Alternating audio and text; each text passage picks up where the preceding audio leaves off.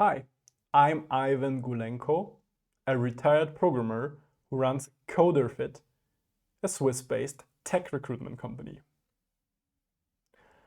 What should you do if you're cold called by a recruiter, but you do not want to talk to this person, but get all the stuff in written form? Either because you actually don't want to phone call, or you really are busy at the moment and, well, you cannot talk right now. Well, if you can talk later, then just tell the person, hey, you will definitely call back at like this or that time, and really make sure that you will do this. In this way, you make the life of the recruiter so much easier.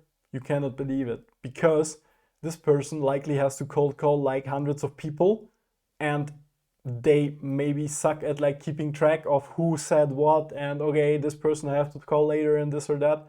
So if you really want to have a phone call conversation, then just say, hey, I'm gonna definitely call you at 7 p.m. on this number. I guarantee I will do it, so we can have a chat about my situation. If you do not want that, then you must make the recruiter comfortable that they should send the information via email, and you will definitely reply within, let's say, 1 hour or so. The problem why recruiters really want to call you all the time, because they have at the time like 50 to 100 processes running, so they need to force synchronous communication. Unfortunately, like, I know that sucks, but that's the reality. There is no other way they could go through their workload without doing this. Otherwise, they'll be just fired. They will be just fired, and some other person will get the job who will be forced to do the same.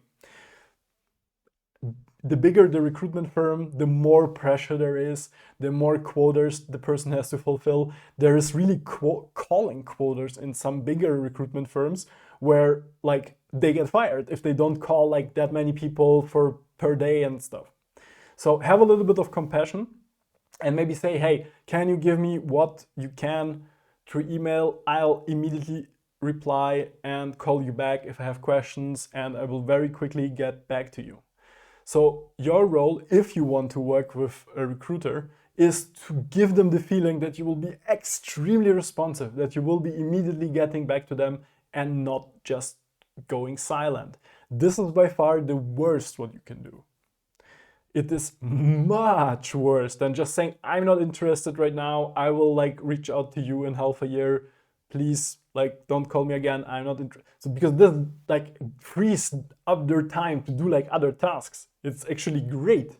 Of course, the greatest is like, okay, you get a yes, right, as a salesperson or recruiter. But the second best, it's actually very close, is a clear no. Like a clear no, no, that's, but the absolute worst, that is really like 1,100,000 kilometers down south, is just silence. Because you don't know, did the person die, their dog died, something happened with their mother, they hate me, what is the situation? I don't know. So as a person who like wants to, let's say, like do business, it's like you have 40,000 thoughts in your head and you don't know what is the correct one.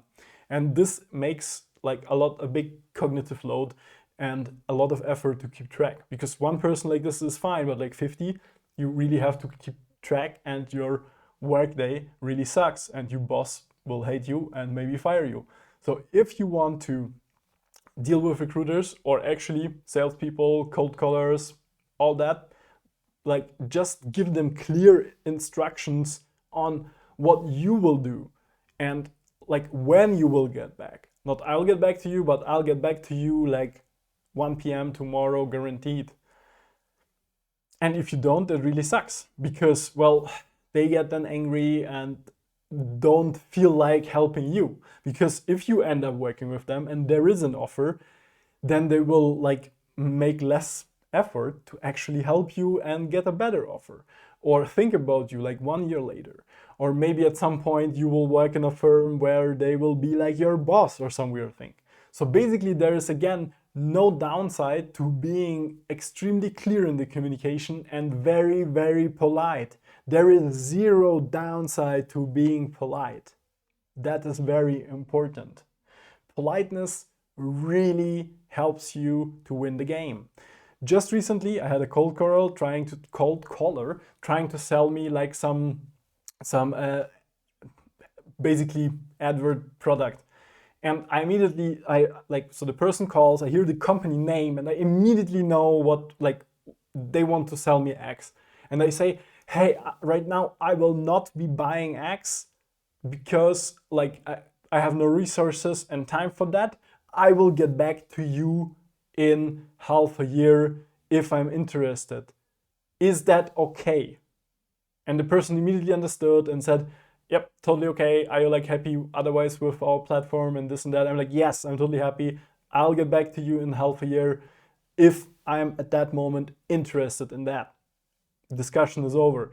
I didn't like pick up the phone and heard the name I recognized and said, I told you to delete my number and not call me ever again, but just email me, never call me. Actually, I did wrote this before that, hey, like, please don't call me. If you have like an offer for your platform, send me an email. Please do not call me. I actually told them that. They kind of forgot. But still, like, the polite way is the correct way to solve things. And in this situation, I myself managed to do so. So can you. So, like and subscribe for more content, how to succeed as a programmer, and see you in the next video.